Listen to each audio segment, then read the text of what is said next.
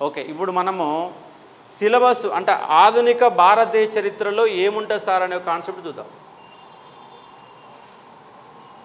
ఆధునిక భారతదేశ చరిత్ర, మోడ్రన్ ఇండియన్ హిస్టరీ. కొన్ని ఏరియాస్లో ఉదాహరణకి లాస్ట్ టైం విఆర్ఓ ఉన్నది. విఆర్ఓలో ఓన్లీ ఇండియన్ హిస్టరీ సిలబస్ ఏమి ఇచ్చిండు? ఓన్లీ ఆధునిక భారతదేశ చరిత్ర అంటున్నాడు. ఒకవేళ గ్రూప్ 2లో కూడా ఎక్కువ ప్రియారిటీ ఎక్కువ ఉంటుంది, మోడర్న్ మీదనే కొంత ఎక్కువ క్వశ్చన్లు పడడానికి అవకాశాలు ఎక్కువ ఉన్నాయి. కాబట్టి కొంచెం ఇంపార్టెంట్, మోడర్న్ ఇండియన్ హిస్టరీ కొంత ఇంపార్టెంట్. మరి మొత్తంగా ఎన్ని మార్కులు వచ్చే అవకాశం ఉంది సార్? లాస్ట్ టైం గ్రూప్ 2లో మనకు ఇండియన్ హిస్టరీకి వెళ్ళి వచ్చిన క్వశ్చన్లు 41. మన అన్ని రాలా, మన అన్ని కలిపిన 30 లోపే వచ్చినాయి. కాబట్టి మినిమంగా మీరు ఒక గ్రూప్ 2 స్టాండర్డ్లో ఇలా 41 మార్కులు కనుక మళ్ళీ కనుక క్వశ్చన్లు ఇస్తే ఒక మనం హైయెస్ట్ 15, లోయెస్ట్ 10, ఇంకా తక్కువ వస్తే 8 మార్కులు. ఎనీ జిఎస్లో మనకు వచ్చే మార్కులు హైయెస్ట్గా వస్తే 15 హైయెస్ట్గా వస్తాయి. ఒకవేళ అటు ఇటుగా వస్తే 10 నుంచి 15 మధ్య వస్తాయి. బాగా లోయెస్ట్ అసలు ఇండియన్ హిస్టరీ అనేదాన్ని పట్టించుకోలేదు అనుకో, ఎన్ని క్వశ్చన్లు వస్తాయి? ఎక్కడికి వెళ్ళి? ఓన్లీ మోడర్న్ ఇండియన్ హిస్టరీ గురించి చెప్తున్నాను నేను, మొత్తం ఇండియన్ హిస్టరీ అనట్లేదు. ఓన్లీ ఆధునిక భారతదేశ చరిత్ర అనే కాన్సెప్ట్కి వెళ్ళి 8 మార్కులు రావచ్చు, హైయెస్ట్ వస్తే 15 మార్కులు రావచ్చు. సిలబస్ చాలా ఈజీ, గుర్తుపెట్టుకోవడం చాలా ఈజీ, అర్థం చేసుకోవడం చాలా ఈజీ. కొన్ని ఏరియాలలో ఫోకస్ చేస్తే 100% చేయడానికి అవకాశం ఉన్నటువంటి ఏరియా ఆధునిక భారతదేశ చరిత్ర. 100% చేయొచ్చు. కాబట్టి కొంచెం ఈజీగా ఉంటుంది, ఎక్కువ మార్కులు వస్తాయి, కొంత జాగ్రత్తగా చూసుకోవాలి. మీకు మార్కులు ఎక్కడ పోతాయి, ఏ ఏరియాలో మీకు మార్కులు పోతాయి కూడా చెప్తా. ఆ ఏరియాని మనం బాగా చూసుకునే ఒక ప్రయత్నం చేయాలని చెప్పే ప్రయత్నం చేస్తూ ఉన్నాను. మీకు ఒక 2-3 క్వశ్చన్లు ఇస్తాను. ముందుగాల ఒక క్వశ్చన్ అడుగుతాను, ఆ క్వశ్చన్ని ఎంతమంది చేయగలుగుతారనే కాన్సెప్ట్ మీద చెప్తాను మీకు. ఆల్రెడీ ఇప్పుడు ఎన్నోసార్లు విన్నారు, అయినా ఈ క్వశ్చన్కి మీరు ఆన్సర్ చెప్పగలుగుతలేదు. చూడండి, ఈ క్రింది వాటిలో సరైన వాటిని గుర్తించండి. ఇట్లా క్వశ్చన్ వచ్చిందంటే దాంట్లో ఎన్ని సమాధానాలు ఉంటాయి? 4 తెలవాలి. 4 తెలిస్తేనే నీకు సమాధానం. 1 మార్క్ కాదు ఇది, ఒకటే క్వశ్చను, 4 ప్రశ్నలు సమాధానం తెలిస్తేనే. ఈ క్రింది వాటిలో సరైన వాటి గుర్తించండి అంటే 4 సమాధానం తెలియాల్సిందే. 4 తెలిసిన ఆన్సర్ వస్తాయి. ఏ, పోర్చుగీసు వారి తొలి స్థావరం కొచ్చిన్.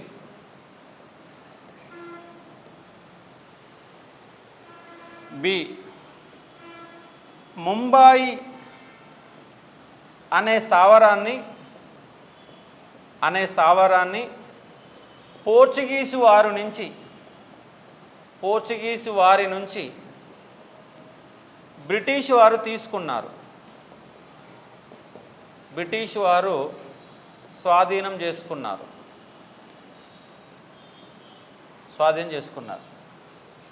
సి, డచ్చి వారి తొలి స్థావరం సూరత్. డి, ఫ్రెంచి వారి తొలి స్థావరం సూరత్. ఈ క్రింది వాణిలో సమాధానాలు: 1 ఏబి మాత్రమే, 2 ఏబిసి, 3 ఏబిడి, 4 ఏబిసిడి.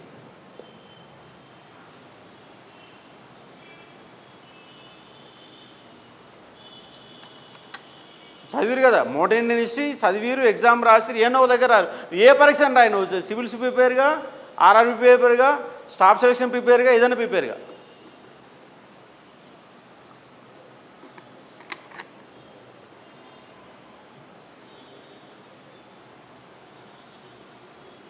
ఇట్లా రోజు ఒక 5 క్వశ్చన్లు చెప్తాం మీకు. ప్రతి క్లాసులో ఒక 5 క్వశ్చన్లు వేస్తే పాఠం చెప్తా. ముందుగా ఈ క్వశ్చన్ వేసిన కారణంగా మీకు ఏమవుతుంది, బ్రిటిష్ వారి మొత్తంగా యూరోపియన్ స్థావరాలు ఏంటి అన్నప్పుడు ఒళ్ళు దగ్గర పెట్టుకొని ఇంటర్ క్లాసు ఆన్సర్ చెప్పండి.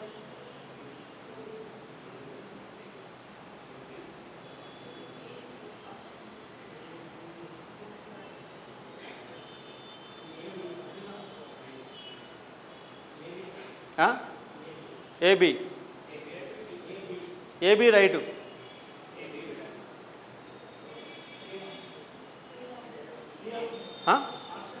Option A right. 1 రైటా, 2 రైటా, 3, 4 రైటా? ఆప్షన్ 3. ఎందుకు?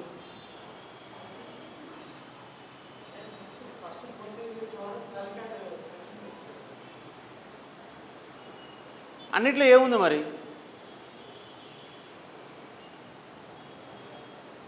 అన్నిట్లో ఏ ఆప్షన్ ఉంది?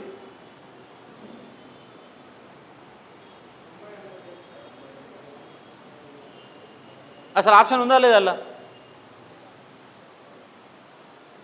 అంటే చూడండి, ఒక బేసిక్ క్వశ్చన్ ఆన్సర్ చెప్పలేకపోతున్నారు. బేసిక్ క్వశ్చనే కానీ ఆన్సర్ చెప్పలేకపోతున్నారు. ఎందుకంటే మీరు ఏమనుకుంటారంటే పోర్చుగీస్ వారు ముందుగా వచ్చింది క్యాలికట్కి వచ్చారు, కానీ స్థావరం ఏంటి? మొట్టమొదటి స్థావరం ఏంటి? కొచ్చిన్ స్థావరం. అంటే అక్కడ కన్ఫ్యూజ్ అయిపోయారు.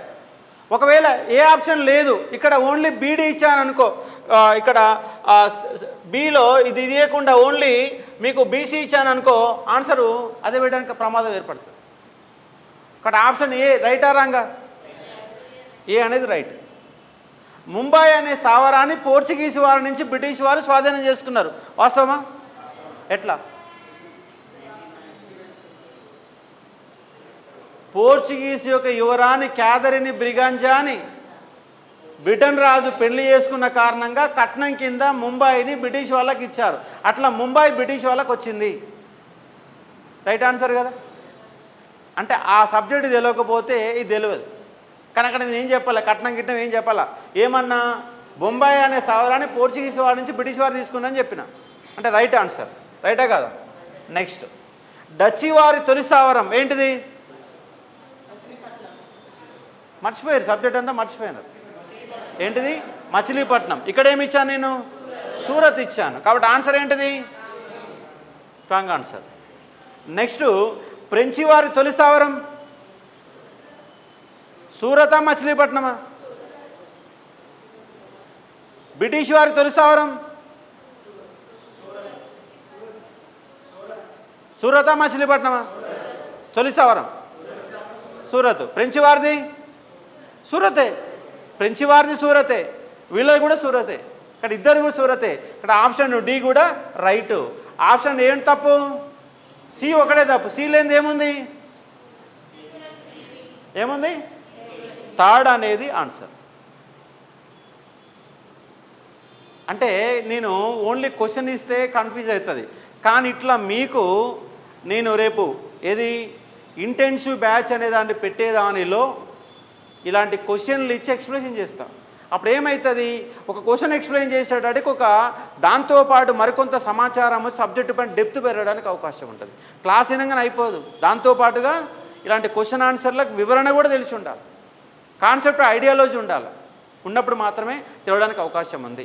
అందుకే ఇలాంటి టైప్ ఆఫ్ క్వశ్చన్స్ని కూడా మనకు 10 క్వశ్చన్లు వేసుకోవడానికి అవకాశం ఉంది. అంటే సిలబస్లో ఏమున్నది సార్? ముందుగా ఆధునిక భారతదేశ చరిత్రలో సిలబస్ ఏముంటుంది సార్ అంటే, ముందుగా యూరోపియన్ల రాక అనేది ఉంటుంది. ఏముంటుంది? ఆధునిక భారతదేశ చరిత్ర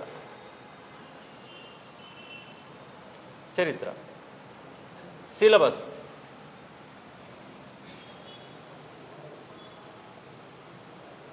ముందుగా ఉన్నటువంటి కాన్సెప్ట్ ఏంటంటే యూరోపియన్ల రాక.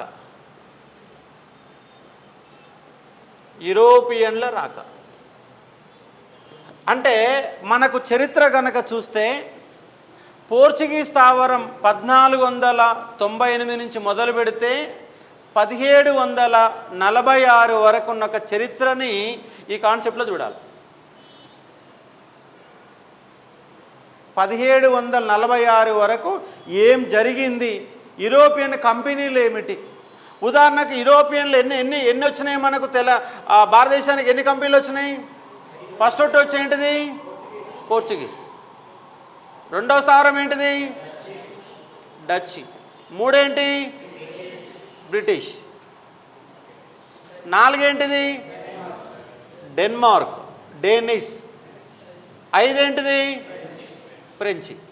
5 కంపెనీలు ఉన్నాయి. రేపు క్వశ్చన్ అడుగుతాడు, యూరోపియన్ల రాకని వరుస క్రమంలో అమర్చండి అని క్వశ్చన్ అడుగుతాడు. వరుస క్రమం చాలా ఇంపార్టెంట్. ఏ కంపెనీ ఎప్పుడు ఏర్పాటైంది, ఏ కంపెనీ ఇండియాలో ఎప్పుడు స్థావరాలు ఏర్పాటు చేసింది, ఈ 2 అంశాలు చూసుకోవాలి. అందుకే ఇక్కడ మనం యూరోపియన్ల రాక అన్నప్పుడు మ్యాప్ వేసుకోవాలి, 5 మ్యాప్లు వేసుకోవాలి. 5 మ్యాప్లలో మైండ్లో ఫిక్సప్ కావాలి. ఎందుకంటే 5 కంపెనీలు ఉన్నాయి. మీ కన్ఫ్యూజన్, అశోక్ సార్ క్లాసెస్ అంటేనే మీకు ఉన్నటువంటి డైలమాని పోగొట్టే విధంగా నా క్లాసెస్ ఉంటాయండి. కన్ఫ్యూజ్ క్రియేట్ కాదు, నా క్లాస్ విన్నా కన్ఫ్యూజ్ పోవాలి. అది దట్ ఈస్ ద నా యొక్క అది. ఎందుకంటే పోర్చుగీస్ వారు ఉన్నారు. ఎవరున్నారు? పోర్చుగీస్ వారు. వీళ్ళ స్థావరాలన్నీ ఎటువైపు ఉంటాయి?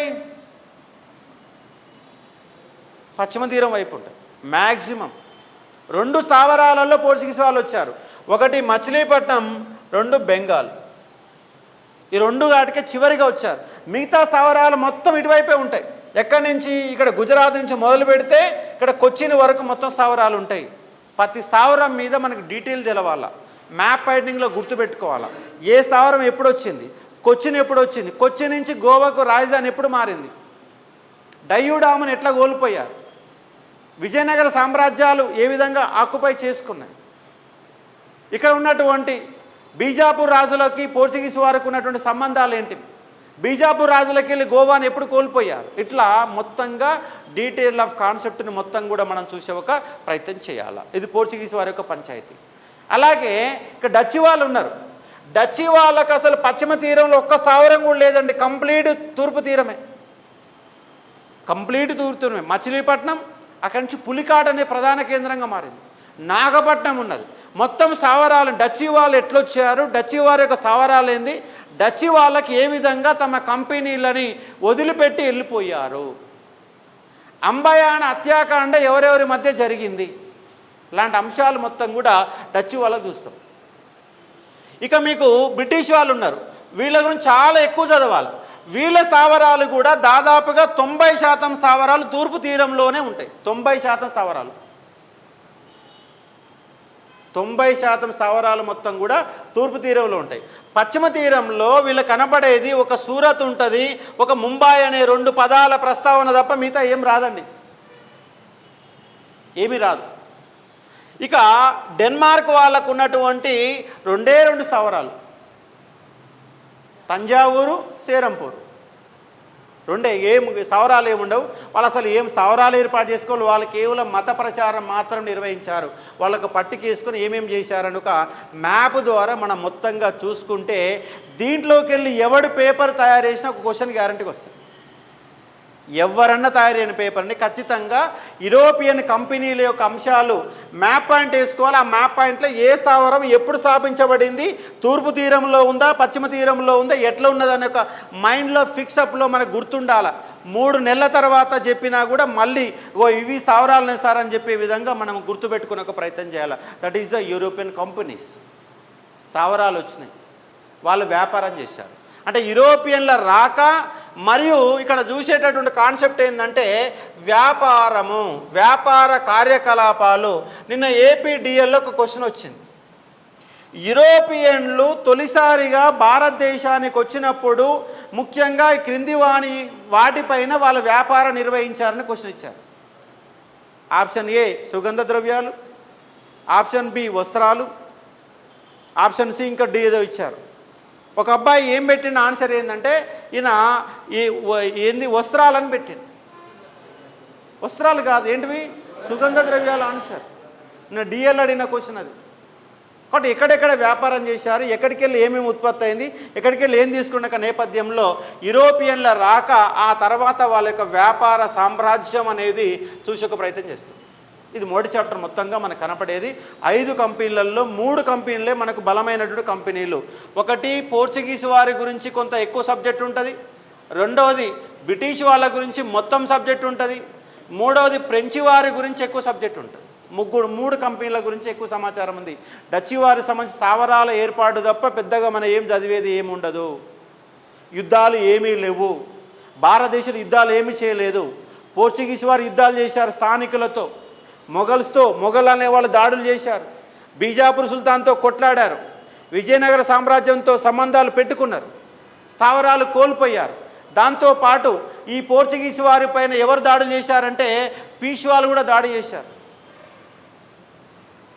పీష్వాల యొక్క దాడి, శివాజీ యొక్క దాడి, ఇవన్నీ కూడా కనబడతాయి పోర్చుగీస్ వారి నేపథ్యాలు మనం చూసినప్పుడు. ఇక తర్వాత మనకు బ్రిటిష్ వాళ్ళ మధ్య ఫ్రెంచి వారి మధ్య జరిగినటువంటి యుద్ధాలే చివరికి ఫ్రెంచి వారిని పంపించేసి బ్రిటిష్ వాళ్ళు ఫైనల్గా నిలబడే సందర్భాలు కనబడతాయి. దాన్ని ఏమంటామంటే సామ్రాజ్య విస్తరణ అంటాం. ఏమంటాము? సామ్రాజ్య విస్తరణ అంటాం. కాబట్టి 2వ చాప్టర్లో మనకి ఏం కనబడతాయి సార్ అంటే బ్రిటిషు సామ్రాజ్య విస్తరణ, ఫ్రెంచి వారితో యుద్ధాలు లాంటి కాన్సెప్ట్లు కనబడతాయి. బ్రిటిషు సామ్రాజ్య విస్తరణ, బ్రిటిషు సామ్రాజ్య విస్తరణ. ఇక్కడ మనం చూసే కాన్సెప్ట్ ఏంటంటే ముందుగాల 1746 నుంచి 48 మధ్య జరిగినటువంటి 44 నుంచి 48 మధ్య జరిగినటువంటి మొదటి ఆంగ్లో కర్ణాటక యుద్ధాలు. ఏ యుద్ధాలు? ఆంగ్లో కర్ణాటక యుద్ధాలు. 3 యుద్ధాలు జరిగినాయి. ఆంగ్లో మైసూరు యుద్ధాలు, ఆంగ్లో మరాఠా యుద్ధాలు. ఈ 3 యుద్ధాలు వెరీ ఇంపార్టెంట్.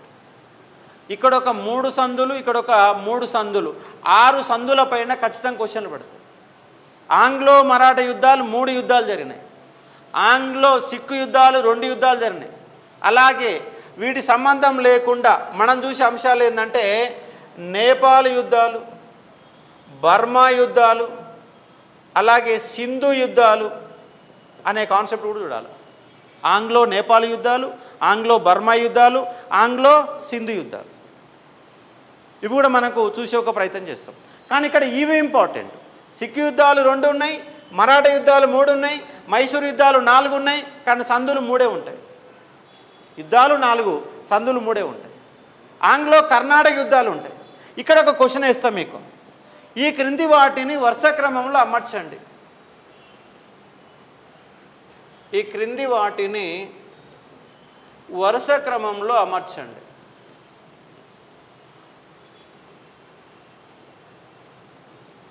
అమర్చండి. ఏ వందవాసి యుద్ధం, వందవాసి యుద్ధం. బి ఎక్సులా చాపల్ సంధి. సి శాంతోమి యుద్ధం, శాంతోమి యుద్ధం. డి పుదుచ్చేరి సంధి, పుదుచ్చేరి సంధి. ఈ మద్రాస్ సంధి.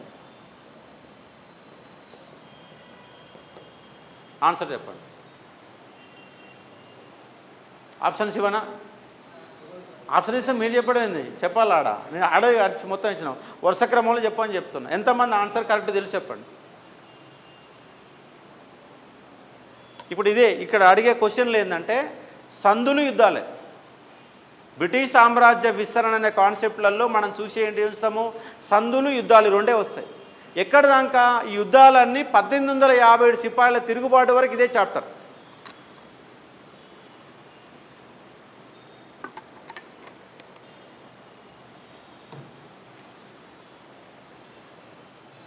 (1746) నుంచి 1857 వరకు ఈ బ్రిటిష్ సామ్రాజ్య విస్తరణ అనే కాన్సెప్ట్ చూస్తాం. ఎవరికి ఎంతమంది కరెక్ట్ ఆన్సర్ తెలుసు చెప్పం. ఫస్ట్ ఏంటి? ఫస్ట్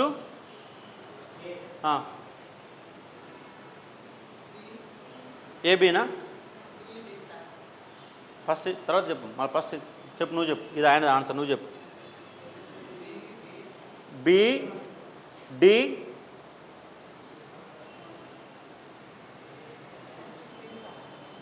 ఫస్ట్ సి చెప్పు. ఫస్ట్ సి, బిని, తర్వాత బీనా, B, D, E, last A. Wrong answer.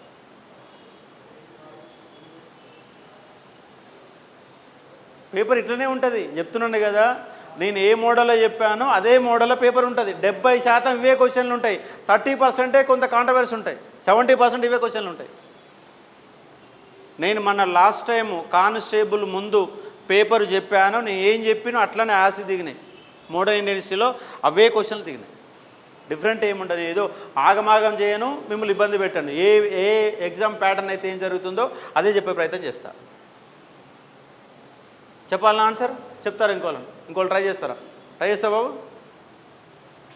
చూడండి, ఇక్కడ వందవాసి యుద్ధం 1760, ఎక్స్లా చేపల సంధి 1748, శాంతోమ యుద్ధం 1746, పుదుచ్చేరి లేదా పాండిచ్చేరి సంధి అంట. పుదుచ్చేరి సంధి అన్న పాండిచ్చేరి సంధి అన్న ఒకటే, 1756, మద్రాస్ సంధి 1769.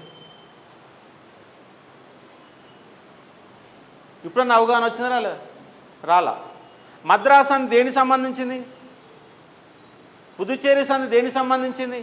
పుదుచ్చేరి లేదా పాండిచ్చేరి సంధి అంట. యాక్చువల్గా దీన్ని పాండిచ్చేరి సంధిగా మీరు భావించాలి.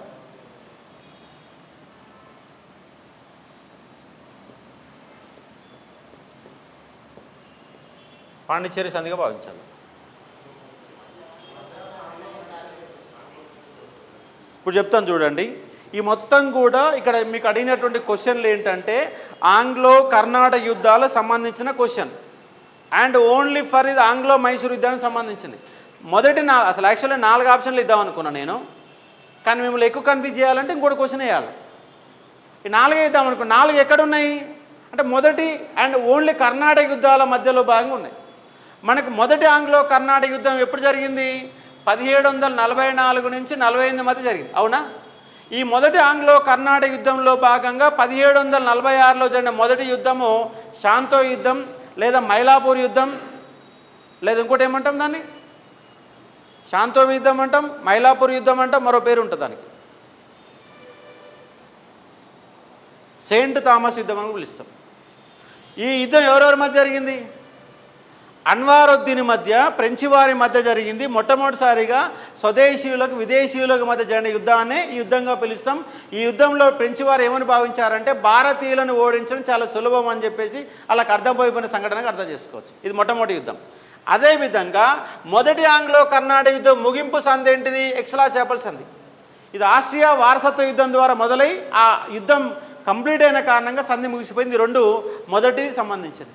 అలాగే 3వ ఆంగ్లో కర్ణాటక యుద్ధాలలో భాగంగా జరిగిన యుద్ధమే వందవాసి యుద్ధం. వందవాసి యుద్ధం ఫ్రెంచి వారి మధ్య బ్రిటిష్ వారి మధ్య జరిగింది. వందవాసి యుద్ధంతో భారతదేశంలో ఫ్రెంచి వారి పతనం మొత్తం కూడా కంప్లీట్ అయిపోయింది. ఇండియాని కేవలం బిజినెస్ కోసం మాత్రమే స్థావరాలు ఉండాలి, రాజకీయ స్థావరాలు మొత్తం బంద్ అయిపోయినాయి, రాజకీయ యుద్ధం మొత్తం బంద్ అయింది వందవాసి యుద్ధంతో ఫ్రెంచి వారి యొక్క పంచాయతీ. చాలా డెప్త్గా నీట్గా చెప్తాను. ఈసారి నేను ఫిక్స్ అప్ అయినా. ఎందుకు ఫిక్స్ అప్ అయ్యానంటే ఒక మోడర్న్ ఇండియన్ హిస్టరీ పైన 50 గంటల క్లాసు చెప్పాలని సిద్ధమయ్యాను. 50 అవర్స్ చెప్తా, అవసరమైతే ఇంకో 5 గంటలు కూడా ఎక్కువ చెప్తా. అది మీకోసం కాదు, నేను కంప్లీట్గా దీంట్లో సమగ్రంగా మోడర్న్ ఇండియా పైన రికార్డ్ చేయాలని నేను ఫిక్సప్ అయ్యాను. ఎందుకంటే తర్వాత జేఎల్గైనా అదే వస్తాయి, డిఎల్ అయినా అదే వస్తాయి, ఏ ఎగ్జామ్ అయినా అదే వస్తాయి. కాబట్టి 50 గంటలకు పైన క్లాస్ చెప్తా. ఇనే ఓపిక మీకున్నదా లేదా? 100% బిట్లు మీరు పెట్టాలి. దానికి సంబంధించి కొన్ని క్లాసులో క్వశ్చన్లు చెప్తాను, మళ్ళీ ఎగ్జామ్స్ కొన్ని పెడతాను. మొత్తంగా దీని ద్వారా మొత్తంగా గ్రిప్ వచ్చే ఒక ప్రయత్నం మనకు జరుగుతుంది. ఇంకో అంశం ఏంది, ఇక్కడ వందవాసి యుద్ధము 3వ ఆంగ్లో కర్ణాటక యుద్ధానికి సంబంధించింది. అలాగే పాండిచ్చేరి సంధి ఏంది, 2వ ఆంగ్లో కర్ణాటక యుద్ధంలో చివరి సంధి ఏంటిదంటే పాండిచ్చేరి సంధితో యుద్ధం ముగిసిపోయింది. 56లో 1956లో ముగిసిపోయింది. అలాగే మొదటి ఆంగ్లో మైసూర్ యుద్ధం 1767 నుంచి 69 మధ్య జరిగింది. ఏ సంధితో ముగిసిందంటే మద్రాస్ సంధితో ముగిసింది. అంటే ఇక్కడ మనకు ఆంగ్లో కర్ణాటక యుద్ధాలు, ఆంగ్లో మైసూర్ యుద్ధాలు, ఆంగ్లో మరాఠా యుద్ధాలు, ఆంగ్లో సిక్ యుద్ధాలు, ఆంగ్లో సిక్ యుద్ధాలు. ఇక్కడ వచ్చే సందులు ఏమొస్తాయి సార్ మనకు అంటే ఒకసారి చూడండి ఏమేమి సందులు వస్తాయంటే, ఒకటి ఎక్సులా చేపల సంధి, ఎక్సులా చాపల్ సంధి. ఇదేంది? First Anglo Carnatic. అలాగే రెండవది పాండిచ్చేరి సంధి. పాండిచ్చేరి సంధి ఇదేంటిది? Second Anglo Carnatic war. అలాగే ప్యారిస్ సంధి. ప్యారిస్ సంధి ఏంటిది? మూడవ ఆంగ్లో కర్ణాటక యుద్ధం. నెక్స్ట్ మద్రాస్ సంధి, మొదటి ఆంగ్లో మైసూర్ యుద్ధం, ఫస్ట్ మైసూర్. అలాగే రెండవది మంగళూరు సంధి. మంగళూరు సంధి. మంగళూరు సంధి ఈ సెకండ్ 84లో జరిగింది ఆంగ్లో మైసూర్ యుద్ధం.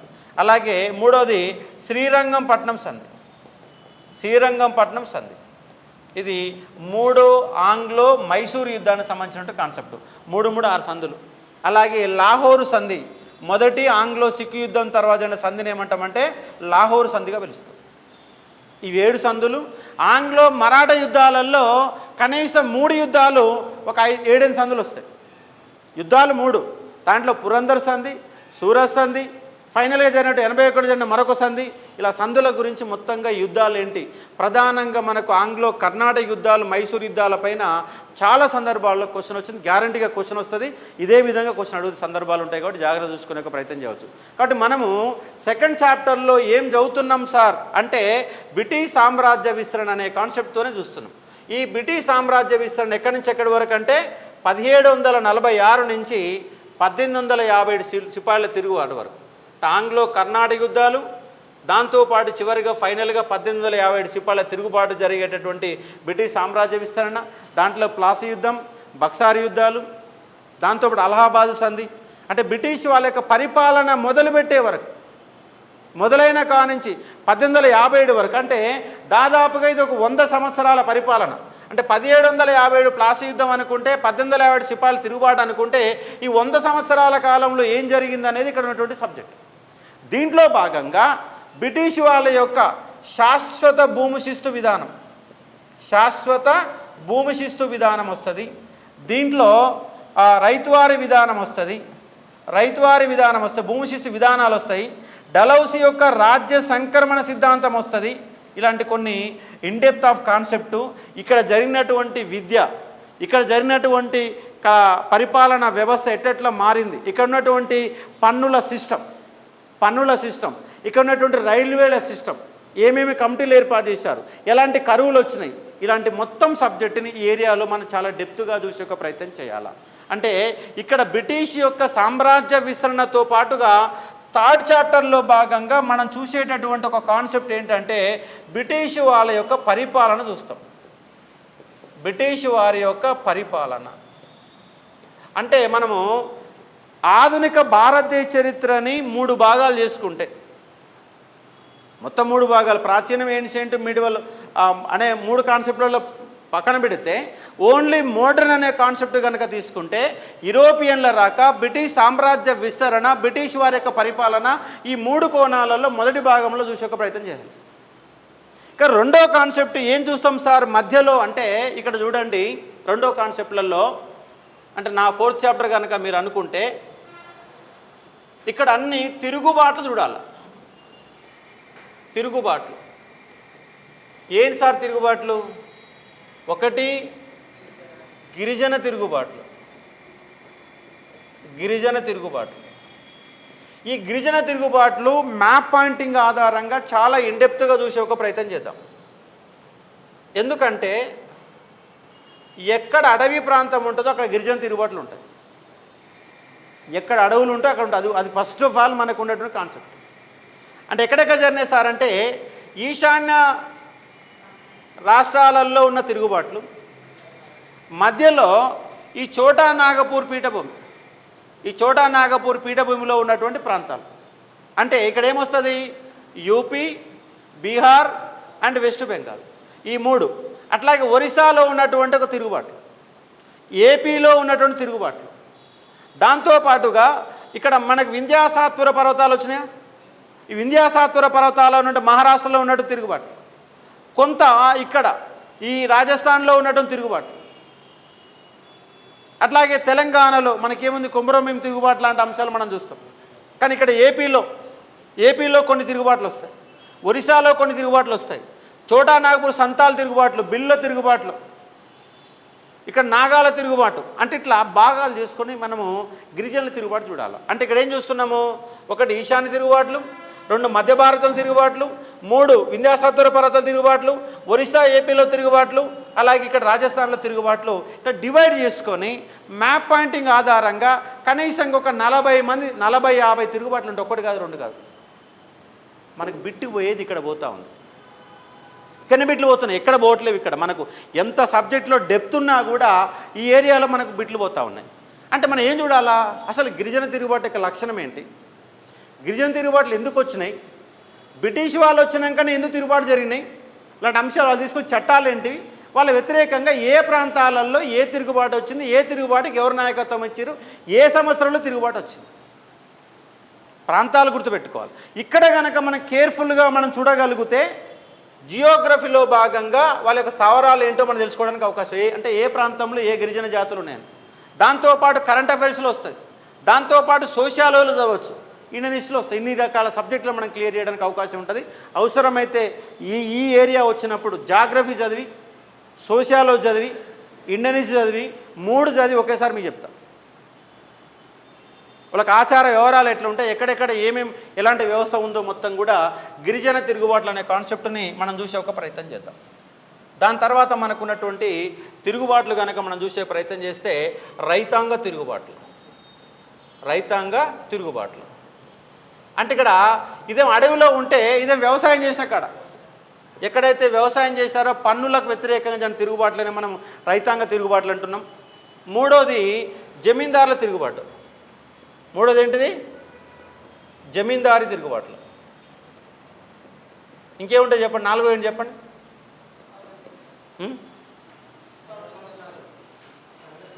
జమీందారులు అంటది కదా. 4వ అంశం ఏంటంటే కుల ఉద్యమాలు అండి. ఏంటివి, కుల ఉద్యమాలు. కేరళలో, తమిళనాడులో, ముఖ్యంగా దక్షిణ భారతదేశంలో వచ్చినటువంటి తిరుగుబాట్లు, కుల ఉద్యమాలకు సంబంధించినటువంటి తిరుగుబాటు నేపథ్యంలో మనం పల్లెల తిరుగుబాటు లాంటి అంశాలు కూడా మనం కొన్ని అంశాలు చూసే ప్రయత్నం చేస్తాం. కేరళలో నాడార్ ఉద్యమం ఎట్లా వచ్చేసింది, తమిళనాడులో ఎట్లా కుల ఉద్యమాలు వచ్చినాయి, దానికి మూల స్తంభాలు ఏంటి, గతంలో ఉన్నటువంటి బ్రాహ్మణిజానికి వ్యతిరేకంగా వచ్చే తిరుగుబాట్లని మనం కుల ఉద్యమాల రూపంలో మనం చూసే ఒక ప్రయత్నం చేస్తాం. ఈ 4 ఉద్యమాలపైన మన సబ్జెక్టు పైన గ్రిప్ వస్తే నీకు ఇండియన్ హిస్టరీ మొత్తం వచ్చినట్టు లెక్క. ఈ 4 అంశాలు అంటే మధ్యస్థంగా మన 4వ చాప్టర్లో మనం చూసే కాన్సెప్ట్ ఏంటి సార్ అంటే, ఈ తిరుగుబాట్ల పైన ఇది కొంచెం చాలా బోరింగ్గా ఉంటుంది సబ్జెక్టు, మర్చిపోవడానికి ఎక్కువ అవకాశం ఉంటుంది, బిట్లు పోవడానికి ఎక్కువ అవకాశం ఉంటుంది. కాబట్టి ఇక్కడ ఈ ఏరియాలో మనకి ఎన్ని క్వశ్చన్లు వస్తాయి సార్ అంటే ఒక 2 క్వశ్చన్లు పడడానికి అవకాశం ఉంది. ఇక్కడ కొంత జాగ్రత్తగా మనం చూసే ఒక ప్రయత్నం చేద్దాం ఈ యొక్క కాన్సెప్ట్ని. నెక్స్ట్ 5వ అంశం ఏంటి సార్ అంటే సాంఘిక సంస్కరణలు. సాంఘిక సంస్కరణలు ఏమున్నాయి ఇక్కడ, సమాజాలు, మొత్తంగా సమాజాలు, బ్రహ్మ సమాజం, ఆర్య సమాజం, 3 ఇంకేంటిది ప్రార్థన సమాజం, దాంతోపాటుగా రామకృష్ణ మిషన్. వీటితో పాటు ఇంకా కొన్ని సమాజాలు, ఇంకొక 10 పాయింట్ల వరకు మనం ఇక్కడ మరొక 10 సంస్థలు చూస్తాం. ఈ సంస్థలలో ఉదాహరణకు బ్రహ్మ సమాజం వచ్చింది. ఎవరి గురించి చూడాలి ఇక్కడ, రాజారామోహన్ రాయ్. రాజారామోహన్ అని ఏం చూడాలా, ఆయన రాసిన గ్రంథాలేంటి, ఆయన స్థాపించే సంస్థలేంటి, ఆయన స్థాపించే పత్రికలేంటి. ఈ 3 కోణాలలో ఈ సాంఘిక సంస్కరణల కోసం పనిచేసినటువంటి ఒక 20 పర్సనాలిటీ చూడాలి. కేశవ చంద్రసేన్ ఉన్నాడు, ఆయన ఏంటి బ్రహ్మ సమాజమే. బ్రహ్మ సమాజం ఎన్ని భాగాలు అయింది, దేవేంద్రనాథ్ ఠాగూర్ రాసిన గ్రంథాలేంటి, దేవేంద్రనాథ్ ఠాగూర్ స్థాపించిన పత్రికలేంటి, కేశవ చంద్ర స్థాపించిన సంస్థలేంటి, కేశవ చంద్ర స్థాపించిన పత్రికలేంటి, ఆయన రాసిన గ్రంథాలేంటి. ఈ కోణంలోనే మనం చూసే ఒక ప్రయత్నం, సమాజం యొక్క లక్షణాలు ఏంటి, భారతదేశంలో 18th సెంచరీలో సమాజం ఏ విధంగా విచ్ఛిన్నమైంది, ఏ విధంగా మూఢనమ్మకాలతో వర్ధిల్లినది, ఆ మూఢనమ్మకాలకు వ్యతిరేకంగా కొంత అక్షరాస్యులైనటువంటి కొంతమంది మేధావి వర్గం ఈ భారతీయ సమాజాన్ని ఏ విధంగా చైతన్యవంతం చేయడానికి కారణమైందనే కాన్సెప్ట్ యొక్క లక్షణాలు చదవాలి. మీరు నిజంగా నా క్లాసును కనుక పర్ఫెక్ట్ వింటే మీరు గ్రూప్ 1లో కూడా ఈజీగా ఆన్సర్ రాయగలుగుతాం. ఎందుకంటే కాన్సెప్ట్ చెప్తా, బిట్లు చెప్తా, ఎక్కడ బిట్లు పోతున్నాయనే కాన్సెప్ట్ కూడా మనం ఇచ్చే ఒక ప్రయత్నం చేస్తాం. కాబట్టి ఇది ఒక సెకండ్ ఫేజ్ అనుకోండి. ఇంతకుముందు ఏం చెప్పినా నేను ఇక్కడ మొదటి ఫేజ్ అని చెప్పిన. ఇదేంటిది? యూరోపియన్ల రాక, బ్రిటిష్ సామ్రాజ్య విస్తరణ, బ్రిటిష్ వారి యొక్క పరిపాలన. సెకండ్లో ఏం చదువుతున్నాము? తిరుగుబాట్లు, సాంఘిక సంస్కరణ. ఇది రెండో ఫేజ్లో మనం చూసే ప్రయత్నిస్తాం. ఇట్లా 2 భాగాలు చేసుకొని చూసే ఒక ప్రయత్నం చేద్దాం. ఇక ఫైనల్గా ఉన్నటువంటి మరొక కాన్సెప్ట్ ఏంటి సార్ అంటే జాతీయోద్యమం. ఏమంటున్నాము? జాతీయోద్యమం.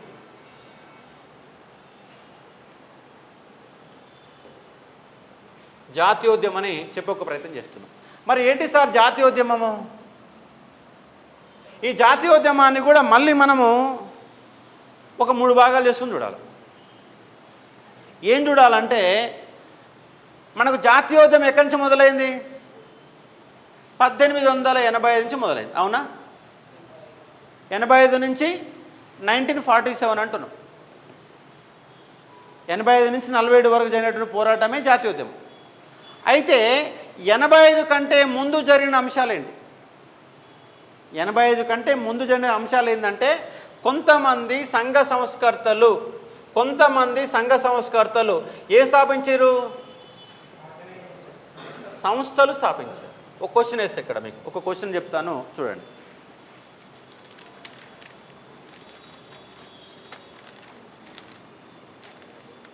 ఒక క్వశ్చన్ చెప్తాను చూడండి. ఈ క్రింది వాటిని జతపరచండి.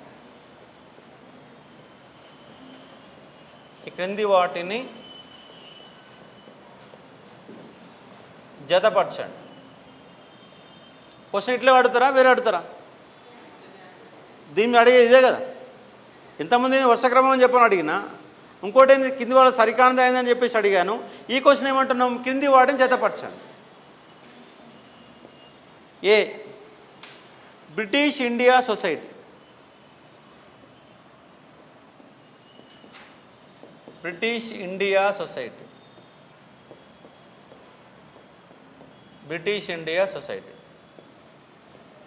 B East Indian association,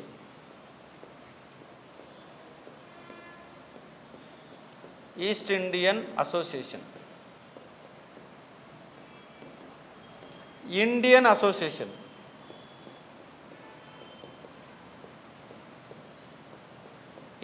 association.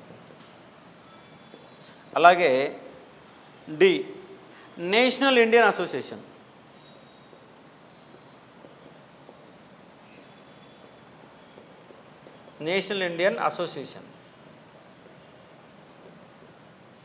ఇక్కడ చూడండి,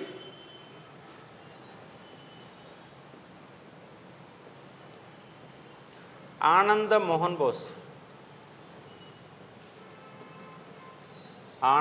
మోహన్ బోస్, దేవేంద్రనాథ్ ఠాగూర్,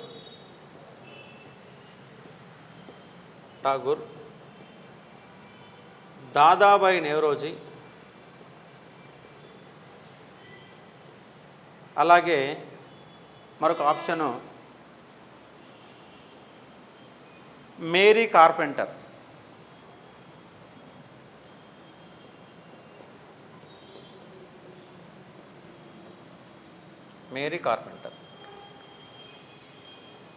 ఆన్సర్ చెప్పగలుగుతారా?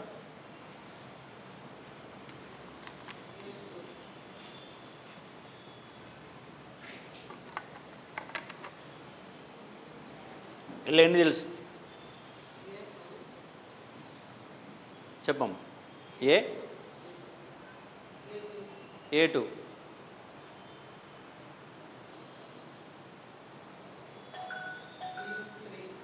B3,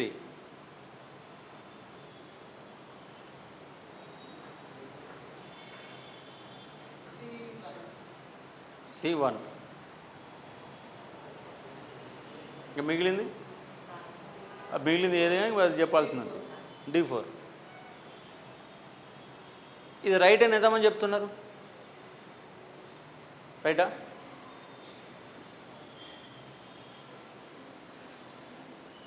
రైట్, ఇది రైట్ ఆన్సర్. అంటే ఇక్కడ మీకు నేషనల్ ఇండియన్ అసోసియేషన్ దగ్గర కొంత కన్ఫ్యూజ్ వచ్చింది, తెలియదు. కానీ ఇక్కడ కాన్సెప్ట్ ఏంటంటే British India Society, land holder సొసైటీని, బ్రిటిష్ ఇండియా సొసైటీని రెండింటిని కలిపి ఎవరు ఏర్పాటు చేశారు అంటే Debendranath Tagore, Indian British India సొసైటీగా ఆయన మార్చండి. ఆయన అంతకుముందు ఆయన ఏర్పాటు 2 సంవత్సరాలు కలిపి ఈ విధంగా మార్చింది. ఈస్ట్ ఇండియన్ అసోసియేషన్ అంతా తెలుసు, దాదాబాయి నెహ్రూ అని అంతా తెలుసు. అలాగే ఇండియన్ అసోసియేషన్ ఎవరు ఏర్పాటు చేశారు? ఆనందన్ మోహన్ బోస్. ఏ సంవత్సరంలో ఏర్పాటైంది? మళ్ళీ అది కూడా చదవాలి. ఇప్పుడు ఇక్కడ ఇది లేకుండా ఇక్కడ సంవత్సరాలు ఇచ్చి కూడా జతపరచమనే క్వశ్చన్ అడగవచ్చు. అట్లా అడుగుతారుగా. ఇప్పుడు చూడండి, ఇప్పుడు నాకు ఐడియా ఉన్న ప్రకారము ఇది 1843, ఇది 1866, ఇది 1876. ఇది కరెక్ట్గా నాకు ఐడియా లేదు. అంటే ఆ విధంగా సంవత్సరాలు కూడా గుర్తుపెట్టుకోవాలి. అంటే మనకు ఏ ఏరియాలో ఎట్లా క్వశ్చన్ పడుతుంది అనేది మనకు చాలా ఇంపార్టెంట్ అన్న కాన్సెప్ట్ని మీరు ఐడియాలో చేసుకునే ఒక ప్రయత్నం చేయవచ్చు. అంటే జాతీయోద్యమం మొదలుగాక కంటే ముందే మనం ఏం చూడాలి? ఇక్కడ సంస్థలతో పాటుగా ఇక్కడ మనకు మళ్ళీ ఒక ప్రధానమైన సంస్థలు ఏమొస్తాయి సార్ ఇక్కడ అంటే మనకు బాంబే అసోసియేషన్ కాస్త బాంబే ప్రెసిడెంట్ అసోసియేషన్ మారింది. మద్రాస్ నేటివ్ అసోసియేషన్ మద్రాసు మహాజన సభగా మారింది. దీంతో పాటు మరికొన్ని సంస్థలు మొత్తంగా కలిపితే 4 ఇచ్చినాం కదా, ఒక 12 సంస్థల పేర్లు గుర్తుపెట్టుకోవాలా. ఆ 12 మంది వ్యక్తులు చదువుకోవాలా. ఆ వ్యక్తులు రాసిన గ్రంథాలు ఏంటివి, ఆ వ్యక్తులు రాసినటువంటి పుస్తకాలు ఏంటివి, ఆ వ్యక్తులు స్థాపించిన పత్రికలు ఏంటివి అనే కాన్సెప్ట్ చూసుకుంటే సరిపోతుంది. మొత్తం జాతీయోద్యమంలో ఒక 50 మంది పర్సనాలిటీస్ మనం చదవాలి. ఆ 50 మందికి సంబంధించి ముందుగా మీరు గుర్తుపెట్టుకోవాల్సిన పాయింట్ ఏంటి సార్ అంటే 50 మంది వ్యక్తులు, వాళ్ళు స్థాపించిన సంస్థలు, వాళ్ళు రాసిన పుస్తకాలు, వాళ్ళు స్థాపించినటువంటి పత్రికలు, వాళ్ళు చేసినటువంటి ప్రోగ్రామ్స్, ఇవే మీరు చూడాల్సిన అంశాలు. అంతే, ఇంక వేరే ఏముండదు. జాతీయోద్యమంలో మొత్తం కనపడేదే. సుభాష్ చంద్రబోస్ చూసుకున్నాం, ఆయన ఏ సంస్థ స్థాపించండు, ఆయన ఏ పుస్తకాన్ని రాసిండు, ఏ పత్రికను స్థాపించాడు, ఆయన ఏమేమి ప్రోగ్రామ్ చేసిండు. ఇంతకంటే ఎక్కువనే ఉంటాయా? ఏదైనా చదువు గిదే ఉంటుంది. మొత్తంగా దానికి లక్షణం ఏంటంటే గిదే లక్షణంగా ఉండే అంశాన్ని ఇక్కడ మీరు అర్థం చేసుకునే ఒక ప్రయత్నం చేయవచ్చు. కాబట్టి జాతీయోద్యమంలో ముందుగా మీరు చూసేటటువంటి ఒక కాన్సెప్ట్ ఏంటి సార్? జాతీయోద్యమంలో మీరు చూసేటటువంటి కాన్సెప్ట్ ఏంటంటే ముందుగా సంస్థలు, వ్యక్తులు. 85 కంటే ముందున్నటువంటి సంస్థలు, వ్యక్తులు అనే కాన్సెప్ట్ని చూద్దాం. రెండవది మితవాద యుగం, దాంట్లో భాగంగానే అతివాద యుగం. మూడవది ఏంటిది? గాంధీ యుగం. 1885 నుంచి 1905, 1905 నుంచి 1920, 1920 నుంచి 1947. ఇక్కడ ఈ 3 కాన్సెప్ట్లలో మనకు జరిగిన ఉద్యమాలు 5. ఒకటి వందే మాతర ఉద్యమం, 2 హోమ్ రూల్ ఉద్యమం, 3 సహాయ నిరాకరణ ఉద్యమం, 4 ఉప్పు సత్యాగ్రహం, 5 క్విట్ ఇండియా ఉద్యమం. అంతేనా? 5 ఉద్యమాలు వస్తాయి. మీరు ఇక్కడ ఒక్కటే పాయింట్ గుర్తుపెట్టుకోండి. 1905 నుంచి 1947 వరకు జరిగినటువంటి ఇన్సిడెంట్లు, సంఘటనలన్నీ మీకు గుర్తుండాలి. ఖచ్చితంగా 2 మార్కులు వస్తాయి. ఖచ్చితంగా 100% నీకు 2 మార్కులు రావడానికి అవకాశం ఉంటుంది. ఇప్పుడు ఒక 2 క్వశ్చన్లు ఇస్తాను, ఎంతవరకు సమాధానం చెప్తారో చూస్తాను. ఈ క్రింది వాటిని వరుస క్రమంలో అమర్చండి. ఈ బిట్టు చెప్పగలుగుతారు కొంత, తర్వాత ఇచ్చే క్వశ్చన్ చెప్పలేదు. వ్యక్తిగత సత్యాగ్రహం,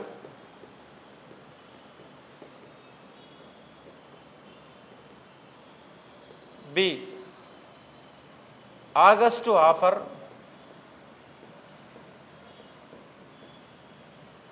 సి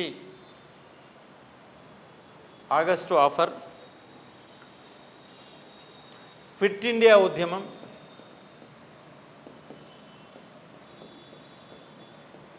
క్విట్ ఇండియా ఉద్యమం.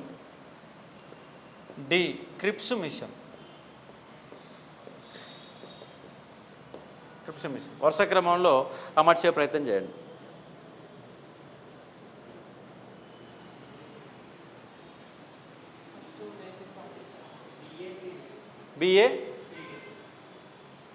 BACD. రైట్ ఆన్సర్ రాంగ్, కరెక్టేనా?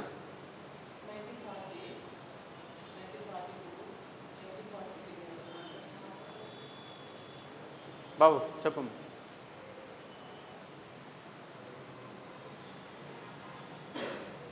సరే నువ్వు చెప్పింది కరెక్టే, డేట్లు చెప్పు.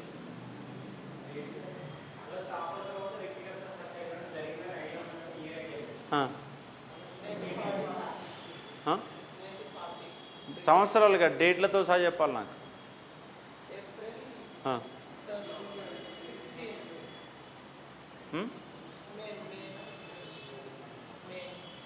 చూడండి, 1940, 1940, 1942, 1942.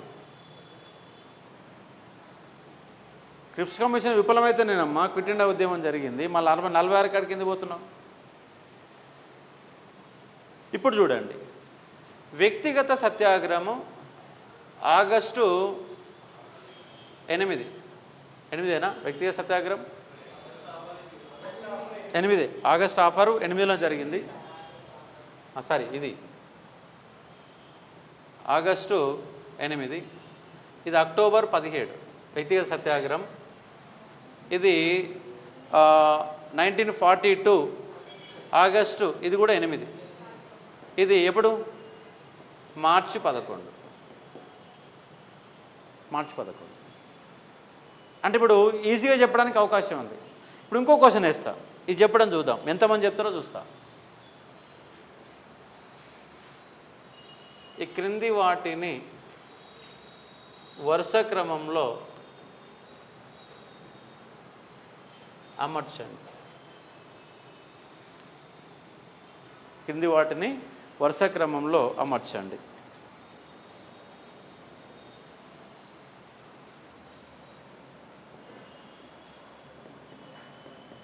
తాత్కాలిక ప్రభుత్వం,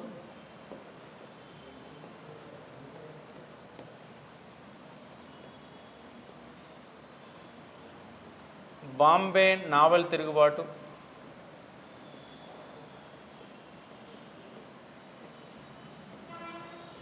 బాంబే నావల్ తిరుగుబాటు,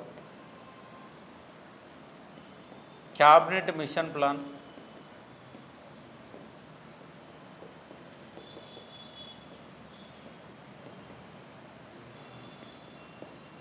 అలాగే ప్రత్యక్ష చర్యా దినం.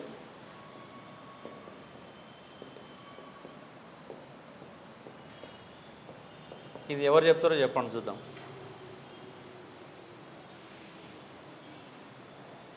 మీరు నోట్స్ చూసినా కూడా చెప్పలేరు అది. ఫస్ట్ బి,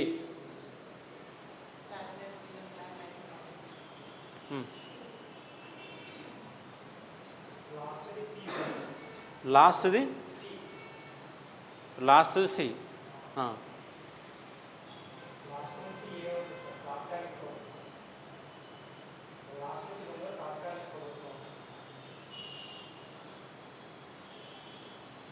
ఇప్పుడు మీరు చెప్తున్నాగా, మీరు పుస్తకం ఇచ్చి కూడా ఇప్పుడు ఆన్సర్ చెప్పండి చెప్పలేరు మీరు అంటున్నాను. 1946, 1946, 1946, 1946 అన్నీ 46. ఏది? August 16, August 16.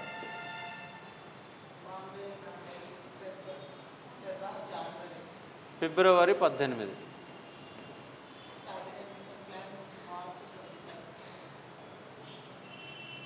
తాత్కాలిక ప్రభుత్వం సెప్టెంబర్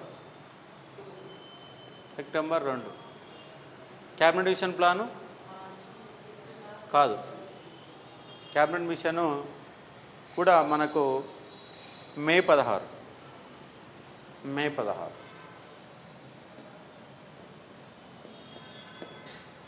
ఏం లేదు ఇక్కడ జాతీయోద్యమం అని మనం ఏం చేయాల్సిన పని లేదు. వర్షం మట్టి సంఘటనల సమాహారాన్ని గుర్తుపెట్టుకోవాలంతే. గుర్తుపెట్టుకుంటే 2 క్వశ్చన్లు వస్తాయి, డౌటే లేదు ఇక్కడ. అంటే మనకు కన్ఫ్యూజన్ ఏంటి సార్, ఇక్కడ జరిగే ఇబ్బంది ఏంటంటే మీరు ఎక్కడ కన్ఫ్యూజ్ అవుతారంటే 1917 నుంచి 1923 మధ్య జరిగిన సంఘటనలు, 1927 నుంచి 1933 మధ్య జరిగిన సంఘటనలు, 1939 నుంచి 42 మధ్య జరిగిన సంఘటనలు, 1945 నుంచి 47 మధ్య జరిగిన సంఘటనలు, ఇట్లా 4 భాగాలు చేసుకొని ఆ మధ్యలోనే ఎక్కడెక్కడ డిస్టర్బెన్స్ వస్తుందో దాన్ని మనం ఐడెంటిఫై చేసుకోగలిగితే మన మార్కులు వచ్చేస్తాయి. ఇప్పుడు 5 నుంచి 15 మధ్య మనం ఏం కన్ఫ్యూజ్ ఏం చేయడాడు, 17 మధ్య 23 మధ్య సంఘటనలు మనల్ని కన్ఫ్యూజ్ చేసే ప్రయత్నం జరుగుతుంది. ఇట్లా మనం ఈజీ వేలో ఒక్క బిట్ కూడా పోకుండా, అంటే మనం చెప్పిన క్లాసులోకి వెళ్ళి ఇక్కడ 80% క్వశ్చన్లు డైరెక్ట్ పడతాయి, డౌటే లేదు.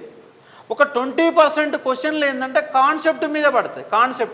ఆ కాన్సెప్ట్ కనుక గుర్తుంటే మనకు 100% నేషనల్ మూమెంట్లో మన బిట్లు చేయడానికి, మోడర్న్ ఇండియాలో బిట్లు చేయడానికి అవకాశాలు ఎక్కువగా ఉంటాయి.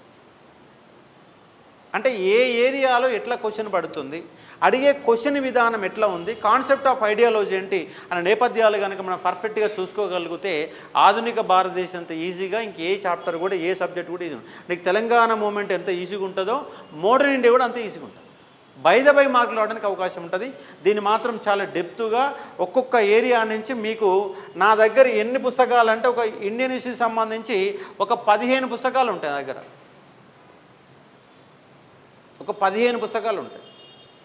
ప్రైవేట్ పబ్లికేషన్స్ ఒక 10 ఉంటే, ఈ అకాడమీ బేస్లో ఉన్నటువంటి Telugu Academy, Ambedkar Open University, Krishnareddy, Bipin Chandra ఇలాంటి బుక్స్ ఒక కేటగిరీ అయితే, ప్రైవేట్ పబ్లికేషన్ నేను రాసిన బుక్ కావచ్చు, లేదంటే విన్నర్స్ పబ్లికేషన్స్ కావచ్చు, లేదా విజిఎస్ పబ్లికేషన్ కావచ్చు, ఇట్లా పబ్లికేషన్ సంబంధించిన 10 పుస్తకాలు ఉంటాయి. ఇండియన్ హిస్టరీ మీద ఓన్లీ ఈ మోడర్న్ ఇండియాకి సంబంధించి ఒక 15 పుస్తకాలు నా దగ్గర దొరుకుతాయి. అంతకుమించి ఏమైనా సబ్జెక్టులు ఉంటాయి, ఇంకేమన్నా ఏముండవు. అన్ని రకాల పుస్తకాలు చదివి ఉన్నా నేను. కాకపోతే నాకు టైం లేక మీకు ఏన్షియంట్ మీడివల్ ఇంకా లేట్ అయిపోతే కష్టమైందని చెప్పేసి మీకు కిరణ్ సార్ని దించే ప్రయత్నం చేశాను. కాబట్టి మోడర్న్ నాకు టైం లేకుండా ఏ విధంగా టైం కేటాయించుకొని చెప్పాలన్న లక్ష్యంతో దీన్ని చూసి ఒక ప్రయత్నం చేస్తున్నాం కాబట్టి అర్థం చేసుకునే ప్రయత్నం చేయవచ్చు. ఇక్కడ ఇది కాన్సెప్ట్. అందుకే మనము మోడర్న్ ఇండియన్ హిస్టరీలో భాగంగా ఈ 3 యుగాలను మనం చూసి ఒక ప్రయత్నం చేస్తాం. మరొక అంశం ఏంటి సార్, ఇక్కడ మనం చదవాల్సిన అంశం ఏంటంటే విప్లవాత్మక తీవ్రవాదం.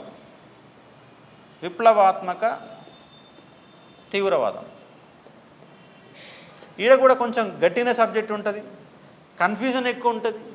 మొత్తంగా ఒక 10-12 సంస్థలు ఉంటాయి. ఆ సంస్థలు స్థాపించిన వ్యక్తులు ఉంటారు.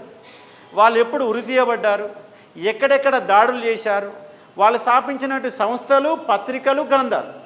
ఇక్కడ ఈ విప్లవాత్మక తీవ్రవాదంలో అంబేద్కర్ కావచ్చు, భగత్ సింగ్ కావచ్చు, రాజ్గురు సుఖదేవ్ ఒకేసారి ఉరి తీయడం కావచ్చు, ఎప్పుడెప్పుడు ఏ సంస్థలు ఏర్పాటు చేయబడినాయి, ఆ సంస్థల యొక్క ఎంబ్లామిక్ సింబల్ ఏంటి, వాళ్ళు ఏ దేశాలు ఉద్యమాలు చేశారు, జర్మనీలో ఉద్యమాలు చేసింది ఎవరు, అమెరికాలో సంస్థలు స్థాపించింది ఎవరు, శాన్ ఫ్రాన్సిస్కోలో ఎట్లా ఏర్పాటైంది, కొమటమారు సంఘటన అంటే ఏంటి, ఎక్కడెక్కడ ఏం జరిగింది, ఇలాంటి అంశాలని విప్లవాత్మక తీవ్రవాదం అనే కాన్సెప్ట్ని మనము చూసే ఒక ప్రయత్నం చేయాలి. చాలా కేర్ఫుల్గా దీన్ని ఇక్కడ మనకి ఇబ్బంది పెట్టే ఈ నేషనల్ మూమెంట్లో మన చికాకు పెట్టేటువంటి ఒకే ఒక ఏరియా ఏంటంటే విప్లవాత్మక తీవ్రవాదం అనే కాన్సెప్టే మన ఇబ్బంది పెట్టే ప్రయత్నం జరుగుతున్న అంశాన్ని చూసుకోవచ్చు. కాబట్టి ఇక్కడ మనకు ఒక సంస్థలు, ఇక్కడ కూడా దాన్ని డివైడ్ చేయాలి. ఎట్లా అంటే మహారాష్ట్ర కేంద్రంగా ఏర్పడ్డ విప్లవాత్మక సంస్థలు ఏంటి డివైడ్ చేసుకోవాలి. అంటే బెంగాల్ కంటే ముందే మనకు మహారాష్ట్ర కేంద్రంగా తీవ్రవాద సంస్థలు ఏర్పడ్డాయి.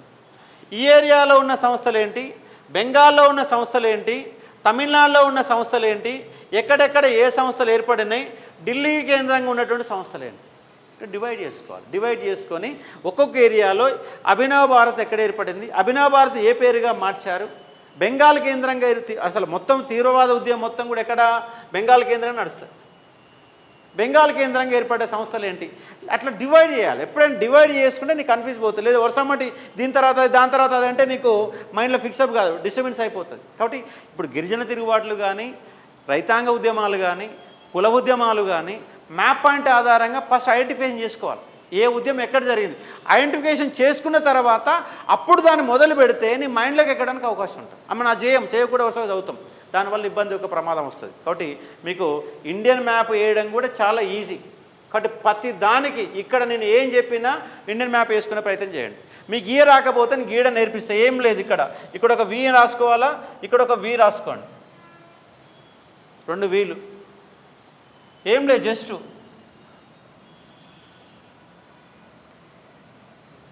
వచ్చిందా. మీకు ఇంత కూడా గీయ రాకుంటే ఇంకా అంత కూడా అవసరం లేదు, జస్ట్ ఇట్లా అనండి అంతే.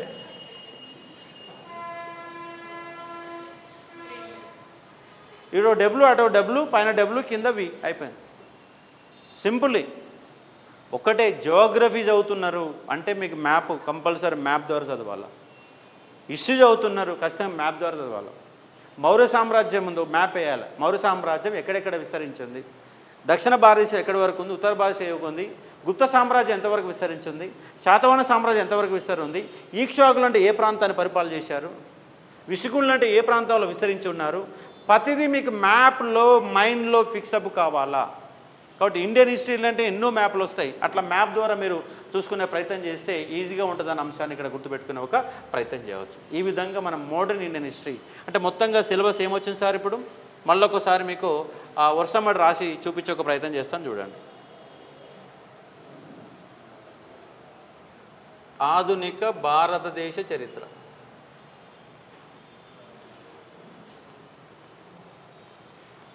ముందుగా ఏమంటున్నాం, ఒకటేంటిది యూరోపియన్ల రాక. యూరోపియన్ల రాక. 2 బ్రిటిష్ సామ్రాజ్య విస్తరణ.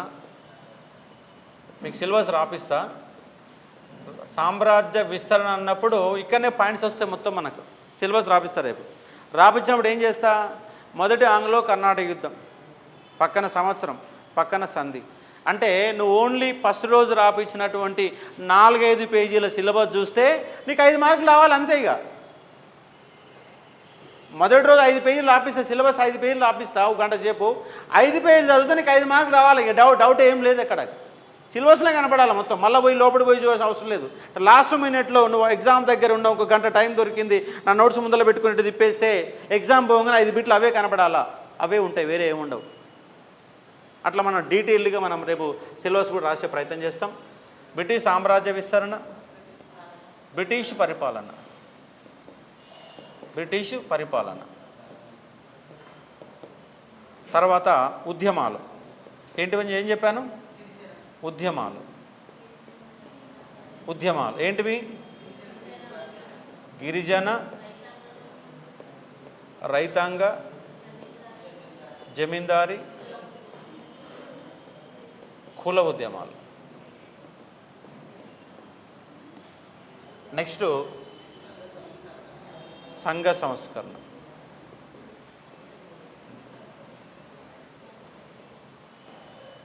నెక్స్ట్ ఏమంటున్నాం,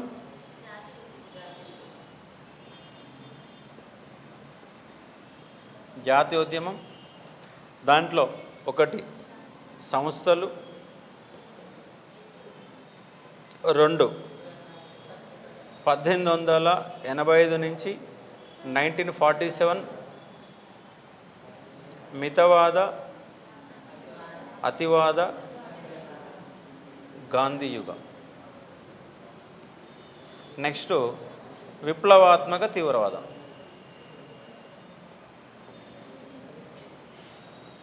విప్లవాత్మక తీవ్రవాదం. ఇది సింపుల్గా ఉన్నటువంటి కాంటెంట్. దీన్ని కొంత డివైడ్ చేసుకొని ఒక 5 పేజీలు ఓన్లీ మోడర్న్ ఇండియన్ ఇచ్చిన ఒక 5 పేజీల్లో సిలబస్ రూపంలో రాపిస్తాను. రాసి అది మనం రాసుకుంటే మనకు 15 క్వశ్చన్లు కనుక మోడర్న్ ఇండియన్లో ఇస్తే ఈ సిలబస్ చదివితే 5 క్వశ్చన్లు నీకు రావాలంతే. వచ్చే విధంగా మీకు సిలబస్ రేపటి క్లాసులో రాపించిన తర్వాత మొదలుపెట్టే ఒక ప్రయత్నం చేస్తాను. రేపు నాది బహుశా రేపు ఈవినింగ్ క్లాసు పెట్టుకునే ప్రయత్నం చేస్తాను.